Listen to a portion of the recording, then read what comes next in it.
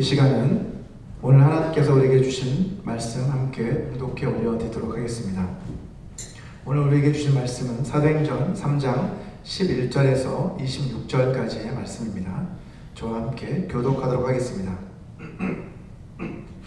제가 먼저 읽겠습니다.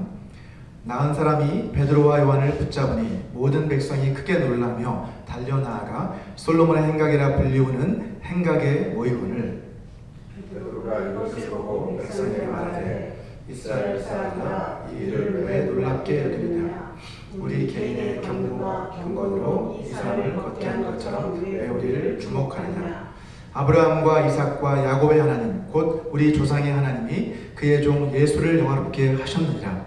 너희가 그를 넘겨주고 빌라도가 놓아주기로 결의한 것을 너희가 그 앞에서 거부하였으니 너희가 거룩하고 이로운 일을 거부하고 도리어 살인한 사람을 놓아주기를 구하여 생명의 주를 죽였도다. 그러나 하나님이 죽은 자 가운데서 그를 살리셨으니 우리가 이 일의 증인이라. 그 이름을 믿음으로 그 이름이 너희가 보고 아는 이 사람을 성하게 하였나니 예수로 말미암아 믿음이 너희 모든 사람 앞에서 이같이 완전히 낫게 하였느니라. 형제들아 너희가 알지 못하여서 그리하였으며 너희 관리들도 그리한 줄 아노라. 그러나 하나님이 모든 선지자를 통하여 자기 그리스도께서 고난 받으실 일을 미리 알게 하신 것을 이와 같이 이루셨느니라. 그러므로 너희가 회개하고 돌이켜 너희 죄 없이 함을 받으라. 이같이 하면 새롭게 되는 날이 주 앞으로부터 이를 것이요 또 주께서 너희를 위하여 예정하신 그리스도 곧 예수를 보내시리니. 같이 읽겠습니다.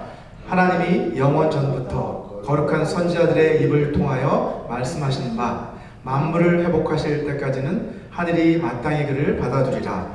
모세가 말하되 주 하나님이 너희를 위하여 너희 형제 가운데서 나 같은 선지자 하나를 세울 것이니 너희가 무엇이든지 그의 모든 말을 들을 것이다.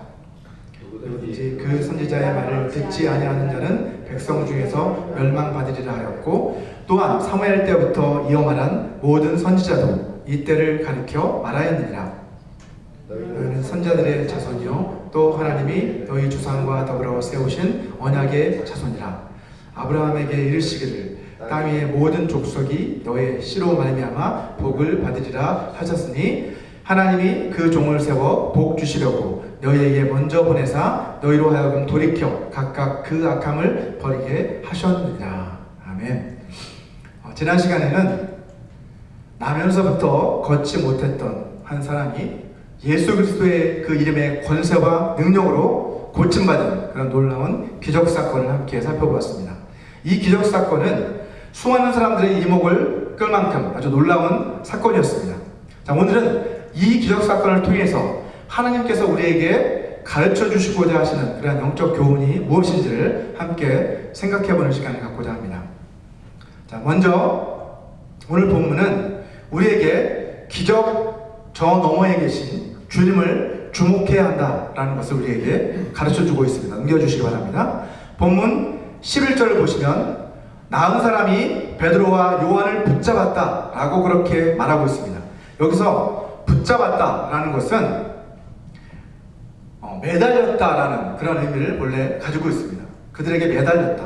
즉, 이 안에는 자신을 고쳐준 그 두 사도에 대한 친밀감으로 인해서 그리고 감사함으로 인해서 그에게 매달린 것도 있을 것이고 동시에 이 사람들을 붙잡아서 사람들에게 자랑하고 싶은 그러한 마음으로 붙잡았다라고 볼 수 있겠죠.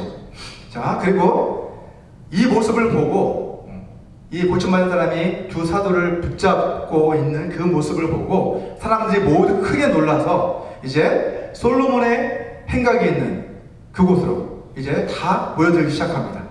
자, 만약 이 기적사건이 수많은 사람들이 매일 오고 가는 오늘날 서울의 도심 한복판에서 만약 이 일이 일어났다면, 이러한 기적이 일어났다면 어떻게 될까요, 여러분? 아마도 그 현장에 있는 사람들, 그 길 가던 사람들은 그 즉시 뭘 꺼낼까요? 스마트폰을 꺼내겠죠. 그리고 스마트폰을 꺼내서 바로 아마 유튜브나 소셜미디어를 이용해서 생중계를 할 것입니다. 그래서 결국 전국의 수많은 사람들이 아마 그 기적의 현장에서 일어나고 있는 그것을 실시간으로 보게 될 것입니다. 자, 그리고 그 영상을 보고 어떤 반응을 보이겠어요? 사람들은 다 놀라워하면서 막 댓글을 달겠죠. 그리고 막 좋아요를 막 누를 겁니다. 예. 그래서 결국 그 영상은 어떻게 돼요? 엄청난 조회수가 기록이 되겠죠. 예. 그러면서 이 기적을 행한 사람, 그리고 그 영상도 그렇고 그 기적을 행한 사람, 그리고 그 기적을 통해 병고침을 받은 사람까지도 덩달아서 어떻게 돼요? 아마도 스타덤에 오르게 될 것입니다. 사람들이 와, 저게 누구냐? 예. 도대체 저 능력을 행한 사람이 누구냐? 라고 하면 그런 반응을 보일 것입니다. 여러분, 마케팅적인 관점에서 보면 요즘 같은 이 시대에 하나님께서 오늘 이 본문의 기적과 같은 그 사건들이 더 많이 일어나게 해주신다면, 마케팅적 관점에서 본다면 아마도 복음 전파에서 아주 효과적일 것이다, 이런 판단을 낼 수 있어요. 하지만 하나님의 역사는 마케팅의 전략이 아니라 하나님의 전략에 의해서 일어나는 것을 말씀하고 있죠. 실제로 요즘 많은 사람들이 이 유튜브 채널을 통해서 치유 사역을 하고 또 기도 사역을 하는 그런 모습을 많이 볼 수 있습니다. 물론 그 중에는 성경적으로 사역하시는 분들도 계시겠지만, 어떤 경우는 사람들의 관심과 흥미를 끌어서 그것을 이용해 자기의 수익을 올리기 위한 그런 수단으로 삼는 경우도 있을 거고, 또 심지어는 거짓된 가르침과 비성경적인 그러한 기사와 표적을 행함으로 인해서 사람들을 미혹하는 경우도 상당히 많습니다. 그래서 우리는 항상 주의하고 분별해야만 합니다. 자, 예수님께서는 이것을 미리 아시고 마지막 때가 되면 많은 거짓 선자들이 일어나 큰 표적과 기사를 보여 할 수만 있으면 택하신 자들까지도 미혹할 것이다. 그러니 주의하라 라고 분명하게 우리에게 경고하셨습니다. 마태복음 24장 24절 말씀입니다. 거짓 그리스도들과 거짓 선지자들이 일어나 큰 표적과 기사를 보여 할 수만 있으면 택하신 자들도 미혹하리라. 이게 주님의 경고의 말씀이라는 거죠. 마지막 때가 가까운 이 시대에 우리는 실제로 이러한 사건들이 일어나는 것을 보게 됩니다. 자, 오늘 본문의 사건은 신실한 하나님의 종들과 거짓 선지자들을 우리가 어떻게 구분해야 하는지를 우리에게 잘 가르쳐주고 있습니다. 본문 12절 말씀을 우리 다 같이 한번 읽어보겠습니다. 시작. 베드로가 이것을 보고 백성에게 말하되, 이스라엘 사람들아, 이 일을 왜 놀랍게 여기느냐? 우리 개인의 권능과 경건으로 이 사람을 걷게 한 것처럼 왜 우리를 주목하느냐? 자, 베드로는 사람들에게 주목받는 것을 원치 않았어요. 그는 자신을 보려고, 사도들을 보려고 몰려온 그 사람들 향해서 너희가 이 일을 왜 놀랍게 여기느냐? 왜 우리를 주목하느냐? 라고 그렇게 말하면서 이 기적은 자신들이 아니라 자신들의 경건에서 자신들의 능력이 많아서 일어난 기적 사건이 아니라 하나님께서 하신 것이라는 것을 분명하게 말하고 있습니다. 이것이 바로 거짓 선지자들과 참된 하나님의 종을 구별하는 기준이라는 거예요. 거짓 선지자들은 자신을 내세웁니다. 사람들을 자신을 주목하게 만듭니다. 하지만 하나님의 종들은 그렇지 않다라는 것이죠.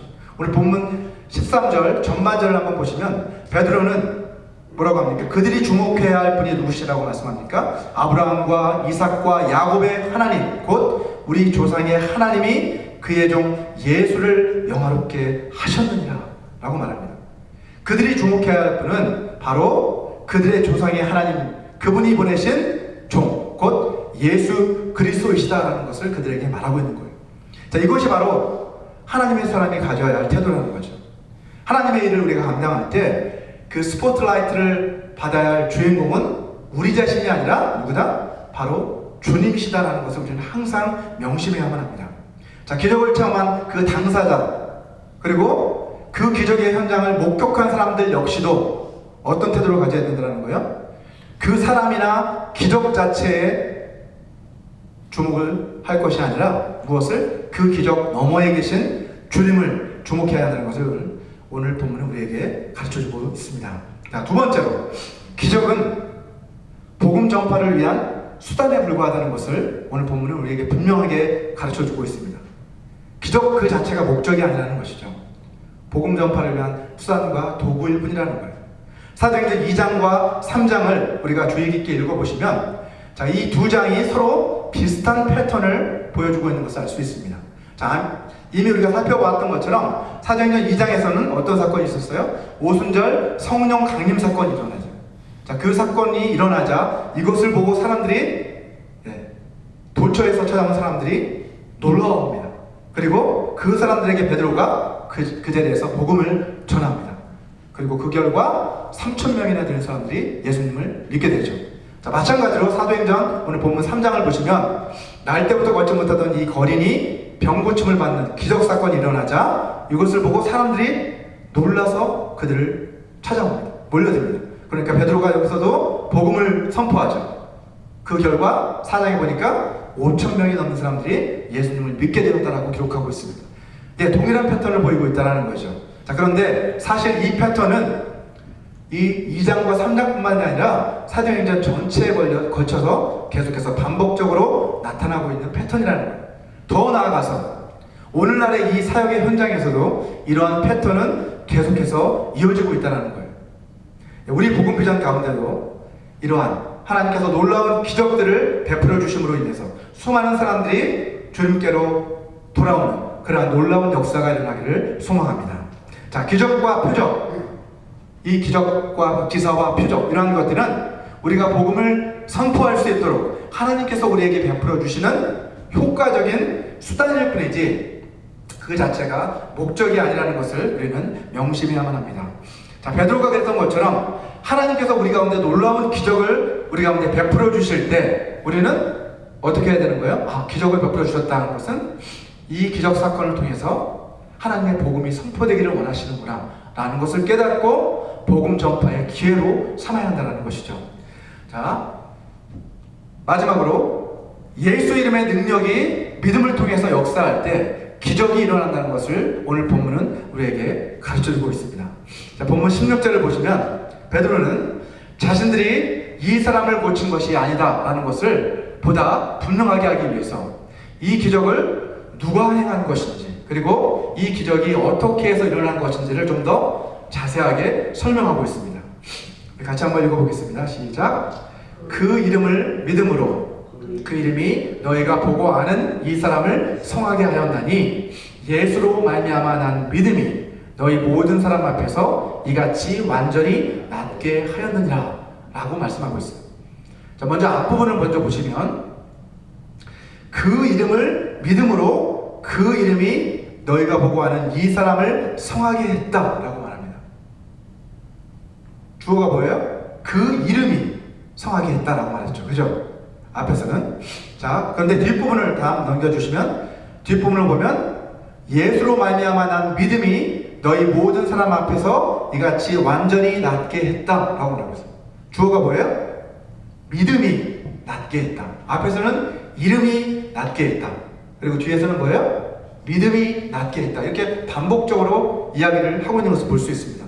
아, 그럼 뭐가 도대체 이름이 낫게 했다는 거야? 아니면 믿음이 낫게 했다는 거야? 헷갈릴 수가 있지만 사실은 헷갈리라고 말씀하는 게 아니죠. 보다 명확하게 말하려고 이렇게 반복해서 표현을 한 것입니다. 자, 우리가 자세히 살펴보게 되면 다시 앞으로 보면 자, 앞에서 이름이 앞에서도 언급되고 있는 것을 확인할 수 있어요. 그 이름을 믿음으로, 그죠? 이름과 믿음이 함께 나타나는 것을 분명하게 확인할 수가 있습니다. 그렇죠? 예수님이 언급된다는 거죠. 이름은 뭡니까, 여러분? 히브리인들에게 있어서 이름은 그 사람을 나타내는 거죠. 그 사람의 인격과 그 사람 자신을 대표하는 거예요. 그렇기 때문에 그 이름이 너희를 낫게 했다라는 것은 결국 누가 낫게 했다는 거예요? 예수님이 너희를 낫게 했다라는 이런 의미예요. 예. 믿음을 통해서 그렇게 이야기를 했어요. 그리고 뒤에 보면 또 뭐라고 얘기합니까? 예수로 말미암아 난 믿음이라고 이렇게 표현을 하고 있죠. 여기서도 믿음만 이야기하는 것이 아니라 그 믿음의 근원적인 출처가 어디라는 거예요? 예수님이라는 거죠.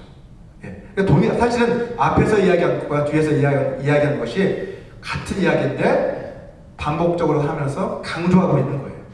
자, 그래서 결국은 강조하는 것은 예수 그리스도께서 우리의 믿음을 통해서 이 기적을 베푸셨다라고 이렇게 베드로는 우리에게 가르쳐주고 있는 것입니다. 이처럼 우리가 기적을 이해할 때 기적은 예수 이름의 그 능력이 우리의 무엇을 통해서? 믿음을 통해서 역사할 때 일어나는 것이구나 라는 것을 우리는 깨달아야 한다는 것이죠. 저와 여러분 모두가 이처럼 믿음을 통해서 예수 이름의 능력이 나타난 그런 삶을 살아가게 되기를 소망합니다. 자, 오늘 본문은 이러한 기적사건을 통해서 베드로가 사람들에게 복음을 전한 두 번째 설교예요. 이 설교의 핵심 메시지는 회개로의 부르심이라고 할 수 있습니다. 본문 13절을 한번 보시면, 그 13절 하반부를 한번 보시면, 그는 청중을 향해 이렇게 말하죠. 너희가 그를 넘겨주고 빌라도가 놓아주기로 결의한 것을 너희가 그 앞에서 거부하였다 라고 이야기합니다. 자, 이거는 사람들 향한 설교인데, 설교 앞부분부터 어떤 거예요? 듣기 거북한 이야기를 꺼내기 시작하는 거예요. 예수님을 빌라도에게 넘겨준 장본인들이 누구다? 바로 너희들이다 이렇게 이야기해요. 그리고 그 빌라도가 심지어 그분을 석방하려고 했는데 그렇게 선고를 내렸는데도 불구하고 너희들이 그것을 거부하지 않았느냐 라고 이렇게 단도직입적으로 말하고 있는 것을 볼 수 있습니다. 자, 그 다음 절인 14절과 15절의 전반절을 한번 보시면 또 이렇게 얘기합니다. 너희가 거룩하고 의로운 일을 거부하고 도리어 살인한 사람을 놓아주기를 구하여 생명의 주를 죽였도다 라고 이렇게 선언하고 있습니다. 자, 그들은 아무 죄가 없었던 예수님을 석방해 주는 대신에 누굴 석방해 준 거예요? 대신 흉악한 살인을 저지른 바라바라고 하는 그 사람을 석방해라 라고 요구함으로써 결국 그 결과가 어떻게 됐어요? 생명의 주인이신 예수 그리스도를 죽음으로 너희가 내몰았다 라고 이렇게 그들에게 이야기하고 있는 거예요. 자, 이 설교의 패턴을 보면 오늘날 우리가 유행하는 상대방의 마음의 문을 열게 하는 그런 대화의 기술과는 아주 거리가 멀어 보입니다. 물론 우리가 개인 간의 대화뿐만 아니라 설교에 있어서도 사실 이런 얘기도 많이 하잖아요. 먼저 청중의 마음의 문을 열어야 된다 이런 얘기를 많이 합니다. 설교하기에 있어서. 자, 그런데 오늘 본문의 베드로는 어때요? 처음부터 교인들의 잘못을 지적하고 혼내는 말부터 시작하고 있어요. 만약 제가 이런 식으로 설교한다면 그 설교대는 어떻게 되겠어요? 네? 네. 상처받겠죠. 상처받고 마음의 문이 콱 닫혀지겠죠. 네. 보통 부흥 강사로 이렇게 초대받아서 설교하러 딱 가면 어떻게 해요? 맨 처음 저도 한번 이번에 한국에 방문했을 때 부흥 강사 분이 한번 오셔서 설교하시는 거 들어봤는데 제일 먼저 하시는 말씀이 설교를 별로 안 들어가고 뭐부터 해요? 이 교회 칭찬부터 하더라고요. 담임 목사님부터 들으니 교회가 이렇게 좋다더라, 성도들이 이렇게 훌륭하다더라 이런 칭찬부터 하고 또 담임 목사님 칭찬하고 이렇게 먼저 쫙 깔아놓은 다음에 그 다음에 말씀을 이렇게 시작하시더라고요. 이게 사실은 보통 접근 방식입니다. 근데 오늘 베드로는 이런 설교 접근 방식을 전혀 사용하지 않고 단도직입적으로 그들에게 이야기하고 있는 거예요. 사람들이 어떻게 반응할지를 그는 고려하지 않았어요. 오히려 무엇을 고민한 거예요? 지금 이 청중들에게 가장 시급하고 중요한 것이 무엇인지를 그는 아마도 고민했던 것 같습니다. 그래서 그들의 기분을 상하게 하는 것보다는, 상하지 않게 하는 것보다는 뭐예요? 이들이 빨리 자신들의 죄를 깨닫고 예수님께로 돌아오는 것이 더 중요하다라는 생각에 아마 이렇게 단도직입적으로 이야기했던 것 같습니다. 하지만 그렇다고 해서 지금 베드로가 그들에게 죄책감을 심어주려고 이 말을 하고 있는 것은 아니라는 거예요. 그들을 정죄하고 있는 것은 결코 아니라는 것을 오늘 본문 말씀을 통해 확인할 수 있습니다. 15절 후반절을 한번 보면 그는 곧바로 이렇게 얘기하죠. 그러나 너희가 이렇게 했지 않았냐 하고 그러나 라고 이렇게 합니다. 그러나 뭐라고 얘기해요? 하나님이 죽은 자 가운데서 그를 살리셨다. 그 말을 한 것은 너희가 죽였지만 하나님이 그를 살리셨어 이 말을 하고 싶어서 그 이야기를 꺼낸 것이죠. 자, 그리고 이 일에 우리가 증인이다 라고 이렇게 그는 선언하고 있습니다. 또한 17절을 한번 보시면 이제 앞에서는 이스라엘 사람들아 라고 이렇게 설교를 시작했는데 이제 호칭이 바뀐 것을 볼 수 있죠. 뭐라고 바뀌었어요? 형제들아 라고 이렇게 호칭이 바뀌었어요. 왜요? 형제들이라는 거 왜요? 나도 당신들에 속한 사람 중에 하나다. 나도 이스라엘 사람들 가운데 하나다. 나도 예수 그리스도를 십자가에 못 박은 사람들 중에 하나다 라는 그것을 표현하는 거겠죠. 그죠? 그들과 동질감을 느끼기 위해서. 자, 그래서 근데 그렇지만 여기서 이 형제라는 것은 사실은 우리가 사용하는 형제 이런 개념은 아니라는 거예요. 나도 너희와 같은 동포지 않느냐 이런 거죠. 자, 뿐만 아니라 베드로는 또 이렇게 18절을 보면 이 모든 일이 그냥 일어난 것이 아니라 하나님이 영원전에 계획하셔서 미리 계획하셔서 약속하셨던 그 구원 계획의 성취다라고 그는 선포하고 있습니다. 그러나 하나님이 모든 선지자의 입을 통하여 자기의 그리스도께서 고난받으실 일을 미리 알게 하신 것을 이와 같이 이루셨느니라. 너희가 그렇게 예수님 빌라도에게 내어준 십자가에 못 박도록 한 것은 너희 계획대로 된 것이 아니라 사실은 하나님의 그 구원의 계획대로 하나님께서 그렇게 그분이 고난을 당하시도록 역사하고 계획하시고 성취하신 것이다 라는 것을 분명하게 얘기하고 있는 것이죠. 이처럼 여러분 베드로의 설교는 무엇에 초점이 맞추어진 거예요? 정죄가 아니라 회개에 초점이 맞추어져 있었다는 것을 알 수 있습니다. 우리가 신약성경에서 회개를 의미하는 그 단어로 가장 많이 사용된 헬라어가 있는데 그것은 메타노이아, 그죠? 메타노이아라는 동사로는 메타노에오라는 그 단어가 사용이 되고 있습니다. 자, 이것은 뭐예요? 메타노이아는 회개라는 뜻인데, repent, 영어로는 repent라는 뜻인데, 이 본문에 보면 19절을 보면 그 동사형이 19절에 사용이 되고 있습니다. 회개하고 할 때 메타노에오의 명령형이 사용되고 있는데, 회개하고 돌이켜라는 말을 동사가 또한 같이 사용되고 있는 것을 볼 수 있죠. 회개하라는 말로 충분한데 또 돌이켜라는 말을 베드로는 하고 있습니다. 자, 이 이유는 뭐냐면 이 회개한다는 말을 부연 설명해 주기 위해서, 보완해 주기 위해서. 여러분 구약에서 회개한다라는 의미로 사용된 동사는 뭐냐면 구약에서는 이러한 메타노에오라는 그런 동사가 없었어요. 그래서 구약에서는 슈브라는 히브리어가 사용되는데 이 슈브라는 건 뭐냐면 다시 되돌아온다 이런 뜻이에요. 돌이킨다 이런 뜻입니다. 그래서 구약의 그 개념 돌이킨다라는 그 개념을 히브리적 사고를 가진 이 유대인들에게 보완 설명해 주기 위해서 사실은 이렇게 회개한다는 말과 돌이켜라는 말 같이 사용하고 있는 거죠. 어쨌든 유대인들에게 지금 이야기하고 싶은 건 뭐예요? 너희가 이제 그 죄악된 길에서 돌아서서 회개하고 주님께 돌아와야 한다는 그것을 이야기하고 있는 거죠. 회개로 초대하고 있는 거예요. 자, 헬라어 메타노이아라고 하는 그 단어는 아까도 말씀드렸듯이 회개한다는 뜻인데 그것은 그리스어로 혁신적인 아주 놀라운 변화를 의미하는 단어입니다. 본래 놀라운 변화를 말하는 거예요. 자, 이것은 회개를 통해서 결국 우리는 변화되게 된다는 것을 담고 있는 거죠. 우리는 회개한다는 것은 내가 변화된다라는 의미를 말해주고 있는 거예요. 자, 그래서 첫 번째로 우리가 회개한다는 것은 마음의 변화를 가져오는 것을 의미합니다. 자, 누가복음 15장에 나오는 탕자의 비유 잘 아시죠? 이 탕자의 비유에 보면 이러한 회개의 의미를 우리에게 잘 보여주고 있습니다. 누가복음 15장 18절과 19절을 우리 같이 한번 읽어보겠습니다. 시작. 내가 일어나 아버지께 가서 이르기를 아버지 내가 하늘과 아버지께 죄를 지었사오니 지금부터는 아버지의 아들이라 일컬음을 감당하지 못하겠나이다. 나를 품꾼의 하나로 보소서 하리라 하고.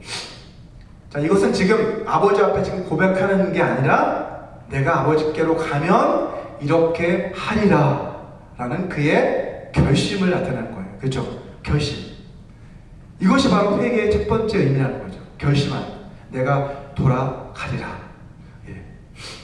이처럼 자신의 죄를 먼저 깨닫고 우리가 하나님께로 돌아가기로 결심하는 것, 그것이 바로 회개의 첫걸음이라는 거예요. 자, 복음을 전하다 보면 때로는 오늘 본문에서 베드로가 했던 것처럼, 앞에서 본 것처럼 직설적으로 그 사람이 죄인이다 라는 사실을 깨우쳐 줘야 될 때가 있어요. 실제로 저도 그런 것을 경험해 봤습니다. 자, 이것을 그래서 미국에서는 이것을 뭐라고 하면 confrontation이라고 합니다. confronting sins라고 합니다. 죄를 confront하게 한다. 왜냐면 직면하게 한다 그런 뜻이에요. 죄를 직면하도록 하게 한다, 이게 뜻인데, 자, 죄를 직면하게 할 때 어떨 때 그게 필요할까요? 사실 죄를 그 죄에 대해서 이야기를 하고 이렇게 죄를 직면하게 하는 것은 쉬운 일이 아닙니다. 앞에서 얘기했듯이 자칫 어떤 반응이 일어날 수 있어요? 상대방의 마음을 닫아버릴 수 있잖아요, 그죠? 죄에 대해서 이야기하면 마음을 탁 닫아버리고 복음을 듣지 않을 수 있기 때문에 사실 주의해야 합니다. 자, 그래서 상대방한테 이 죄를 직면하게 할 것인지 아닌지는 내가 마음대로 결정할 수 있는 게 아니라 언제? 성령님이 강력하게 강권하실 때, 나를 통해 그렇게 역사하실 때만 그렇게 해야지 그냥 내 마음대로 그렇게 해서는 안 된다는 거죠. 성경도 이것을 우리에게 분명하게 가르쳐주고 있습니다. 요한복음 16장 7절에서 9절까지의 말씀을 보시면 이렇게 말씀합니다. 그러나 내가 너희에게 실상을 말하노니 내가 떠나가는 것이 너희에게 유익이라. 내가 떠나가지 아니하면 보혜사가 너희에게로 오시지 아니할 것이요 가면 내가 그를 너희에게로 보내시리니, 다음 절, 그가 와서 죄에 대하여 의에 대하여 심판에 대하여 세상을 책망하시리라. 죄에 대하여라 하면 그들이 나를 믿지 아니하며 하고 이렇게 이어지고 있습니다. 우리에게 보내주신 그 성령 하나님께서 오셔서 하시는 일이 뭐라는 거예요? 죄에 대해서, 의에 대해서, 심판에 대해서 우리를 책망하시는 일을 하신다. 여기서 책망한다는 건 사실은 어떻게 보면 막 정죄한다는 의미가 절대 아닙니다. 마치 아버지가 아들을 경책하듯이, 그죠? 예, 회초리를 들어서 그를 바르게 살아가도록 교훈하듯이 그렇게 하신다는 거죠. 하나님께서 우리 안에 부어주신 보혜사 성령님께서는 우리에게 오셔서 이러한 일을 하신다는 거예요. 따라서 우리가 전도할 때 상대방에게 죄의 문제를 꺼낼 때는 성령의 이러한 역사, 간섭하심이 있을 때에만 그렇게 해야 한다는 것을 말하고 있는 거예요. 자, 우리가 고린도전서 2장 4절을 보면 사도 바울도 우리 같이 한번 읽어볼까요? 시작. 내 말과 내 전도함이 설득력 있는 지혜의 말로 하지 아니하고 다만 성령의 나타나심과 능력으로 하여 라고 그는 고백을 하고 있습니다. 예, 바울의 그 고백처럼 우리가 전도할 때는 어떻게 해야 된다는 거예요? 성령님을 의지해야 된다는 거죠. 성령의 나타나심이 있을 때에 비로소 이 사람이 마음의 문을 열게 되고 죄를 깨닫고 주님 앞으로 돌아올 수 있는 그 길이 열리게 된다는 거예요. 복음을 전할 때처럼 우리는 먼저 성령의 도우심을 의지해야만 합니다. 두 번째로, 회개는 또한 마음의 변화뿐만 아니라 관계의 변화를 또한 가져옵니다. 누가복음 15장 21절을 한번 보시면 아버지 집에 돌아온 이 둘째 아들은 뭐라고 고백을 하죠? 자기 자신은 더 이상 아버지의 아들이 될 자격이 없습니다 라고 이렇게 고백했어요. 그죠? 하지만 이 고백을 듣는 아버지는 어떤 반응을 보였습니까, 여러분? 아버지는 22절에 보니까 그에게 가장 좋은 옷을 입혀주고 손에 가락지를 끼워주고 발에는 신을 신겨주는 것을 볼 수 있습니다. 그뿐만이 아니라 다음 절 23절을 보면 아버지는 이 돌아온 아들을 위해서 성대한 잔치를 벌여주었다라고 성경은 말하고 있어요. 예. 집을 나가는 것, 그것은 괘씸하잖아요. 그죠? 아버지 입장에서 봤을 때 재산을 미리 물려줬더니 그 전 재산을 가지고 집을 나가버렸어요. 그리고 그것을 다 허랑방탕해서 다 허비하고 없애버렸습니다. 예. 아버지 입장에서는 사실 그런 못마땅하겠죠. 그죠? 하지만 이 아버지는 어때요? 돌아온 그 아들을 자신의 아들로 다시 받아들이고 있는 것을 볼 수 있습니다. 이 모든 잔치와 이 모든 그 아버지의 행동들은 내가 너를 아들로 다시 받아준다는 그런 의미잖아요. 이처럼 회개는 죄로 인해서 우리는 하나님으로부터 멀어져 있습니다. 우리가 떠난 거죠, 사실. 그 하나님과 죄로 인해 단절되었던 그 관계가 이제 회개로 말미암아 우리는 다시 회복되게 되었다라는 것을 우리에게 가르쳐주고 있다는 것이죠. 자, 마지막으로 회개는 삶의 변화를 우리에게 가져다 줍니다. 우리 본문 19절 좀 넘겨서 19절을 한번 보시면 베드로는 회개하고 돌아와 죄사함을 받으라고 그들에게 초청하고 있는 것을 볼 수 있습니다. 너희가 회개하고 돌이켜 너희 죄 없이함을 받으라 라고 이렇게 그들에게 초청하고 있는 것이죠. 회개로의 부르심, 그 부르심을 받았을 때에 이 부르심을 우리가 받아서 반응을 할 수 있는 두 가지 반응을 할 수 있는 거죠. 그 부르심에 응할 수도 있고 거절할 수도 있는 것이죠. 예. 하나님은 그것을 우리의 선택에 맡기셨습니다. 하지만 이 회개로의 부르심에 응하는 사람들은 어떻게 된다는 거예요? 새롭게 되는 날이 주 앞으로부터 너희에게 이르게 될 것이다 라고 성경은 우리에게 약속하고 있습니다. 이 말은 우리가 회개를 통해서 회개의 그 초청을 받아들이면 어떻게 되는 거예요? 우리가 죄악에서 벗어나게 되고 이제 우리의 삶이 죄악된 그 삶에서 벗어나 전혀 새로운 삶으로 우리는 변화될 것이다 라는 것을 이 말씀은 우리에게 말씀하고 있는 것입니다. 본문 마지막 절인 26절을 한번 보시면 베드로는 죄악에서 벗어나게 된 그 삶이야말로 참으로 복된 삶이다라고 우리에게 이야기하고 있습니다. 우리 세번역 성경으로 마지막 26절을 같이 한번 읽어보도록 하겠습니다. 시작. 하나님께서 여러분 한 사람 한 사람을 악에서 돌아서게 하셔서 여러분에게 복을 내려 주시려고 먼저 자기의 종을 일으켜 세우시고 그를 여러분에게 보내셨습니다 라고 그렇게 선언하고 있습니다. 요건데 정리해보면 진정한 회개는 먼저 마음의 변화를 가져오고 그 다음에 그 마음의 변화 이후에 하나님과의 관계의 변화를 가져오고 더 나아가서 우리의 삶의 변화로 이어지게 되어 있다는 거예요. 이것이 바로 참된 회개라는 것입니다. 저와 여러분 모두가 이처럼 진정한 회개를 통해서 날마다 그리스도의 보혈로 그 마음이 정결케 되고 성령의 감동하심으로 하나님을 아빠, 아버지라 부르는 그러한 관계로 발전해 나가며 우리가 주님의 발자취를 따라 계속해서 거룩한 삶을 살아나가게 되는 그러한 삶을 살아가게 되시기를 주님의 이름으로 축원합니다. 우리 이 시간 오늘 이 말씀을 기억하시면서 우리 다 같이 기도하는 시간을 갖기 원합니다.